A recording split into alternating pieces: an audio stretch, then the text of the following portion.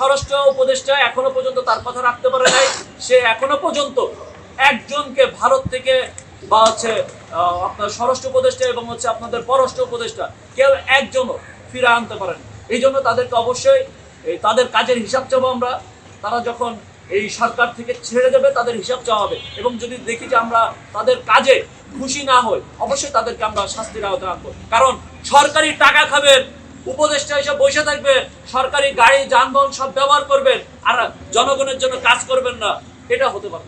Protocol ব্যবহার করবেন, সুযোগ সুবিধা সব সরকার ব্যবহার করবেন, আমাদের ট্যাক্সের টাকায় চলবেন, কিন্তু আমাদের জন্য কাজ করবেন না, এটা হতে পারে। আগামী বাংলাদেশ আমরা জবাবদিহির বাংলাদেশ চাই। সেই জায়গাতে আমরা প্রতিটা উপদেষ্টা সম্পদের যেমন হিসাব নেব এবং তাদের কাজেরও হিসাব নেব।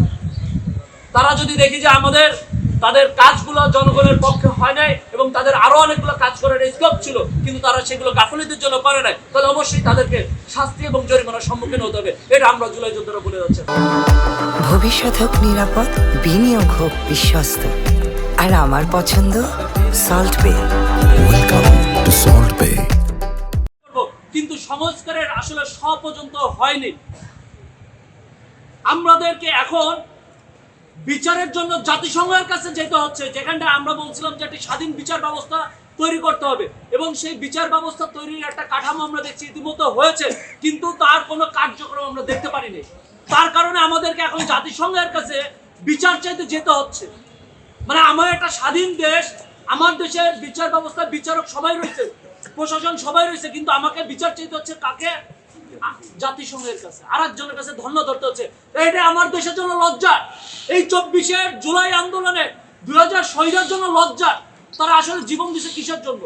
যেই পরিবর্তনের জন্য আমরা জীবন দিয়েছি সেই পরিবর্তনটা আসলে আমরা করতে পারছি। হাদি ভাই সর্বশেষ একটা কথা বলছিল, মনে আছে আপনাদের সবার?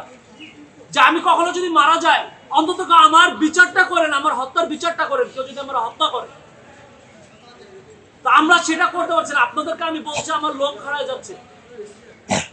মানে এতটা ইমোশনালি ভাবে আমরা তাকে লিড করি। সে কোনো দলের ছিল না, কিন্তু আমরা দেখছি এখন তাকে নিয়ে রাজনীতি করা হচ্ছে। এই যে বিষয়গুলা আমরা এটাকে ঘৃণা চোখে দেখছি। জুলাই রাজবন্দী অ্যালায়েন্সের পক্ষ থেকে আমরা অন্তর্বর্তীকালীন সরকার এবং আগামীতে যারা সরকার গঠন করবে, যেই দল সরকার গঠন করবে, তাদের আমাদের কাছে কমিটমেন্ট থাকতে হবে যে জুলাই আন্দোলনকারী যতজন আছে তাদেরকে সর্বোচ্চ প্রোটেকশন দেওয়ার দায়িত্ব ওই সরকারের। এখনো পর্যন্ত কোন রাজনৈতিক দল তাদের প্রচারণা বহুতভাবে চালিয়েছে, কিভাবে তারা করবে, তারা ইশতেহার ঘোষণা করেছে, কিন্তু সেখানে আমরা দেখি নাই যে জুলাই এই আন্দোলনকারীদেরকে নিয়ে তাদের কোনো ধরনের কার্যক্রম আছে। এবং আওয়ামী ফ্যাসিস্টদের বিচার করার জন্য তাদের যে প্ল্যান, সেই প্ল্যানটা আমরা দেখতে পারি না। তারা কি কি কার্যক্রম নেবে, কিভাবে তারা এই আওয়ামী লীগ ফ্যাসিস্টদের শাস্তি নিশ্চিত করবে। আপনারা দেখুন, হাদি ভাইকে হত্যার আগে একটা নিউজ আসছিল যে ভারতে পলাতক আসামি যারা রয়েছে জুলাই আন্দোলনকারীদের, তার মধ্যে অন্যতম ছিল যে খুনি হাসিনা এবং আসাদুজ্জামান কামাল। এখন বলছে হাসিনা না হলে আসাদুজ্জামান কামালকে বন্দি বিনিময় চুক্তির মাধ্যমে ফেরানো হবে, এরপর বাকি সবাইকে আস্তে আস্তে করে ফেরানো হবে। কিন্তু হাদি ভাই হত্যার পরে সেই নিউজটা পুরোটা ব্লান্ডার হয়ে গেছে, কোথাও নাই, সম্পূর্ণ সেটাকে ঢাইকে দেওয়া হয়েছে। এই যে মাস্টার মাইন্ড চলতেছে আওয়ামী লীগকে পুনর্বাসন করার জন্য এবং তাদের শাস্তিগুলোকে মিনিমাইজ করার জন্য, তাদের শাস্তি যাতে না হয়, জনগণের চোখ থেকে মিডিয়া সরাই ফেলছে, কেউ কথা বলতেছে না।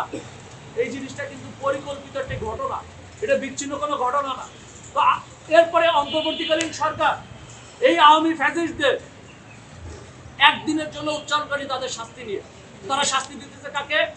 6 জন লাশ পুড়াইছে, সেই প্রশাসনকে, পুলিশকে, প্রশাসন এবং জনগণকে মুখোমুখি করে দেওয়া হয়েছে।